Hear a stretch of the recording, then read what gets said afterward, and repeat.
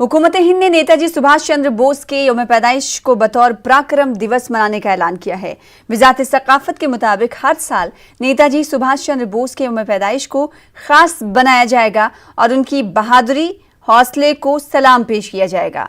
बताते चले कि 23 जनवरी 1897 को कटक में नेताजी सुभाष चंद्र बोस की पैदाइश हुई थी और अब हुकूमत हिंद ने नेताजी सुभाष चंद्र बोस के यौम पैदाइश को बतौर पराक्रम दिवस मनाने का ऐलान किया है।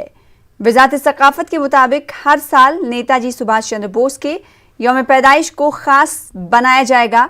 सरकार की तरफ से एक कोशिश नेताजी सुभाष चंद्र के यौम पैदाइश को यादगार बनाने की हुकूमत हिंद ने ऐलान किया है कि अब इस दिन को यानी 23 जनवरी को नेताजी सुभाष चंद्र बोस की यौम पैदाइश को पराक्रम दिवस के तौर पर मनाया जाएगा। वजारत सकाफत के मुताबिक हर साल नेताजी सुभाष चंद्र बोस की यौम पैदाइश को खास बनाया जाएगा। इस हवाले से सरकार ने फैसला ले लिया है। आज 19 जनवरी है और 23 जनवरी को इस हवाले से क्या खासियत देखने को मिलेगी, सरकार ने ऐलान कर दिया है कि इस दिन को यानी 23 जनवरी को नेताजी सुभाष चंद्र बोस की पैदाइश के दिन को बतौर पराक्रम दिवस मनाया जाएगा।